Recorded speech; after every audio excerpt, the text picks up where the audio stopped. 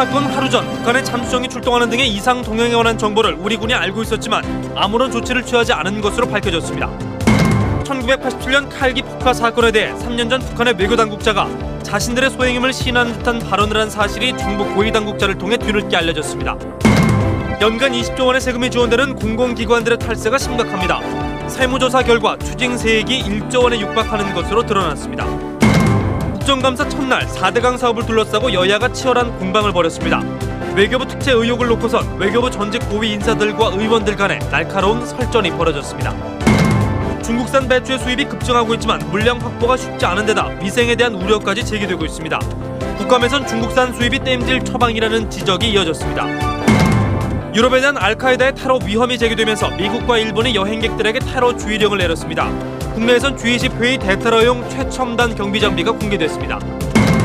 원로배우 신현균 씨가 영화 예술계 인재 양성을 위해 500억 원 상당의 극장과 박물관을 영화계에 기부하기로 했습니다.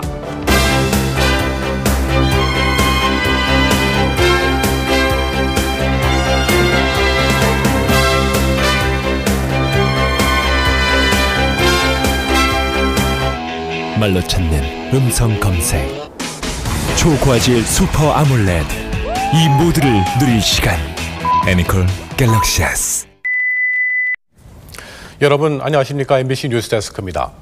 오늘부터 시작된 국회 국정감사, 먼저 국방부 국감에서 천안함 사건에 대한 우리 군의 안이한 대응이 도마 위에 올랐습니다. 우리 군은 천안함 사건이 발생할 당시 북한군의 수상한 동향을 알고도 조치를 취하지 않은 것으로 드러났습니다. 허유신 기자가 보도합니다. 천안함 사건이 일어난 지난 3월 26일 오전 해군 2함대 정보실은 문자정보 교신망을 통해 전 함대에 북한군 동향 정보를 전달합니다. 전날까지 남포의 연어급 잠수정 한 척과 예비 모선 2척, 해주의 예비 모선 4척이 파악 불가 상태이고 당일 아침엔 추가로 잠수정 한 척과 예비 모선 3척의 행방이 묘연하다는 겁니다. 또 사건 발생 직전에는 장산곶 등지에 북한 해안포 열문이 포문을 열었다는 정보도 추가됐습니다. 평소 새떼 같은 의심 물체만 나타나도 경계태세를 발령하는 군은 그러나 이 같은 정보를 입수하고도 아무런 조치를 취하지 않은 것으로 드러났습니다. 오늘 국정감사에서 신학용 의원은 이 같은 교신 내용을 공개하며 군의 안이함을 질타했습니다.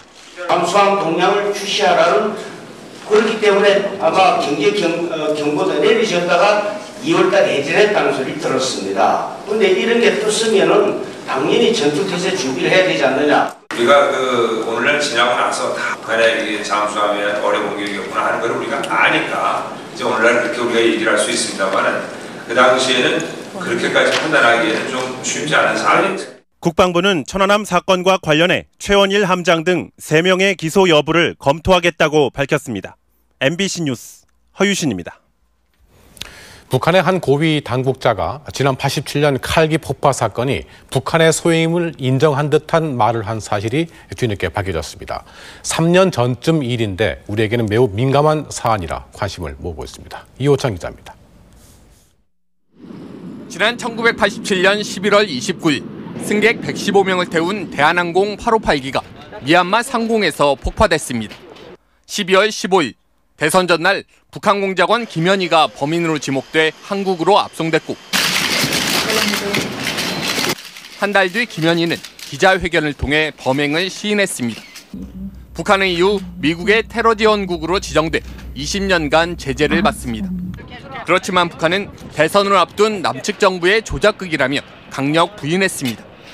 그런데 3년 전 육자회담에 참석한 우리 당국자가 북한의 리근 국장과 사석에서 테러 지원국 관련 얘기를 하던 도중 깜짝 놀랄 말을 들었습니다. 칼기 다음에 우리가 테러를 한 것이 없지 않냐는 발언이었습니다. 칼기 테러를 인정한 것으로도 해석될 수 있는 대목입니다. 이에 대해 테러 지원국에서 해제되려면 칼기 사건에 대해 남측에 사과를 하라고 하자 리근 국장은 말실수를 했다고 생각했는지 아무 말도 하지 않았다고 이 당국자는 전했습니다. 리근 국장이 실수로 칼기 폭파 사건을 인정한 것인지 아니면 우리 당국자가 확대 해석했는지는 분명하지 않지만 북측의 공식 입장은 쉽게 변하진 않을 걸로 보입니다. MBC 뉴스 이호찬입니다. 공기업들의 방만한 경영은 어제 오늘 얘기가 아닌데요. 알고 보니 탈세하는 기술도 뛰어나서 지난 7년 동안 탈세 추징액이 무려 1조 원에 이른다고 합니다. 현호석 기자가 실태 취재했습니다. 공기업들의 탈세 방법은 다양했습니다. 한도를 초과한 접대비를 비용으로 처리하고 직원에게 주택자금을 대출해주고 이자를 받지 않기도 합니다. 퇴직자 동호회 사무실의 운영 경비를 회사 비용으로 처리하고 자회사에 정상가보다 싸게 임대를 해 부당 지원한 사례도 있습니다. 이런 식으로 공공기관들이 지난 7년간 세금을 내지 않았다가 국세청에 추징당한 금액은 9,140억 원에 이릅니다. 한 곳당 평균 추징액은 103억 원으로 연매출 300억 원 이상 기업들의 3배 이상. 세무조사에 따른 공기업의 추징세액은 일반 기업보다 훨씬 큰 것으로 나타났습니다. 공기업의 도덕적 해이가 그만큼 심각하다는 것으로 해석되는 대목입니다. 벌어지면 안 되겠다는 것을 아주 투명하게 공개를 하고 다시 안 일어나도록 그렇게 하는 것도 굉장히 효과적인 방지책이 될 수 있겠다 이렇게 생각을 합니다. 공공기관들의 누적된 방만 경영을 바로잡을 수 있도록 세금 납부 실적과 세무조사 결과를 공개해야 한다는 목소리가 커지고 있습니다. MBC 뉴스 현원섭입니다. 공기업의 도덕적 해이 한 가지 더 보겠습니다. 빚더미에 앉아있는 토지주택공사 LH공사가 임직원들에게 상환 기간도 없고 이자도 없는 거액의 대출을 해온 것으로 드러났습니다. 현웅준 기자가 단독 취재했습니다. LH공사의 전세대출 실태를 알아봤습니다. 무주택자거나 부양가족만 있으면 누구나 1인당 9천만 원까지 전세금을 대출받을 수 있습니다. 조건이 워낙 좋다 보니 전 직원의 3분의 1인 2,100여 명이 몰렸습니다. 현재 전세자금으로 대출돼 있는 돈이 1,800억 원에 이릅니다.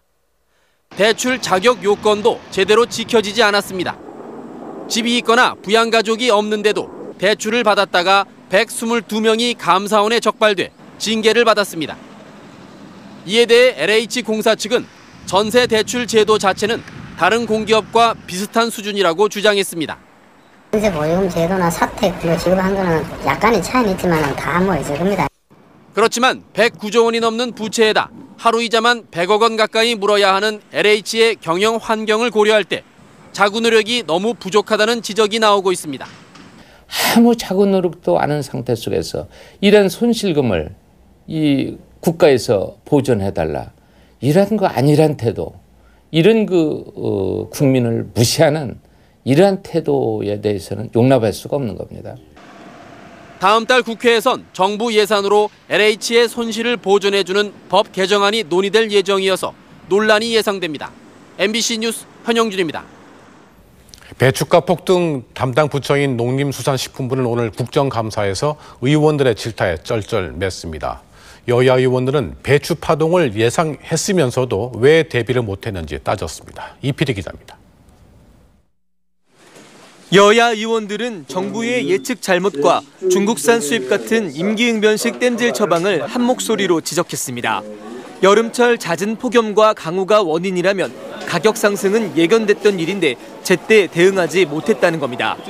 이상기후라면 어제 오늘 이 얘기가 아니지 않습니까? 지금 충분히 매년 되풀이되는 이상기후, 최근에 와서 더 심화되고 있다는 사실, 다 드러난 사실 아닙니까? 출하 결정을 농민이 아닌 유통업자가 하는 밭대기 거래의 문제도 도마 위에 올랐습니다.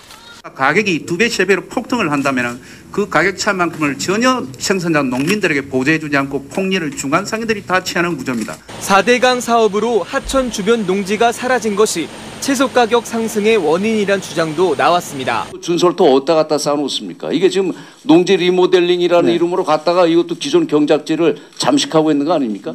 기획재정부 감사에서도 정부의 물가 대책에 질타가 이어졌습니다. 중국산 수입 물량 가지고 이 폭등한 신선 식품의 이 물가를 잡을 수 있겠는가? 의원들의 추궁이 이어지자 농림수산식품부는 오늘부터 공정거래위원회 국세청과 합동으로 채소류의 유통 과정에 부당 행위가 있었는지 특별조사에 착수했습니다. MBC 뉴스 이필입니다. 정부가 배추 파동을 막기 위해 중국산 배추를 급히 들여오고 있지만 소비자들의 불안감은 가라앉지 않고 있습니다.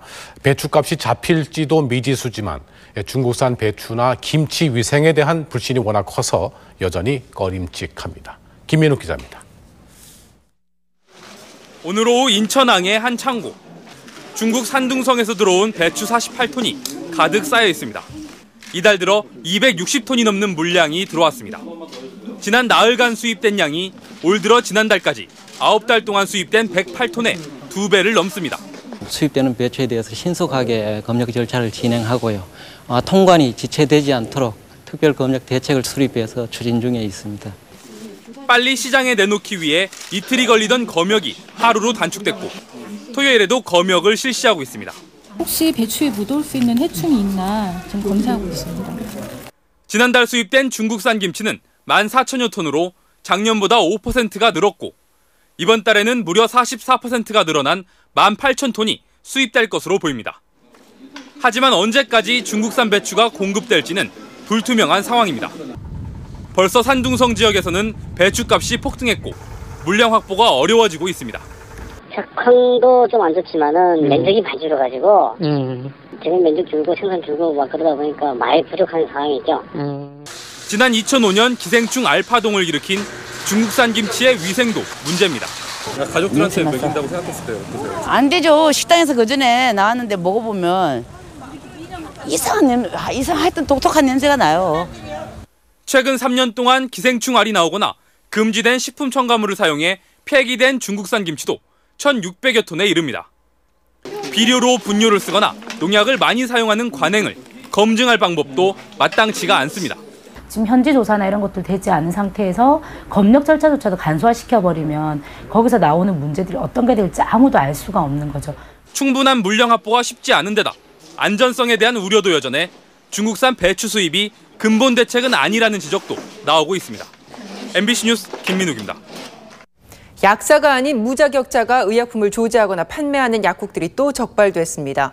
이런 행태가 끊이지 않자 식약청이 아예 진짜 약사를 한눈에 알아볼 수 있는 방안까지 강구하고 있습니다. 전재호 기자가 보도합니다. 한 약국에서 손님들에게 약을 팔고 있습니다. 약을 팔던 사람이 슬금슬금 움직이더니 뒷문을 열고 갑자기 달아나기 시작합니다.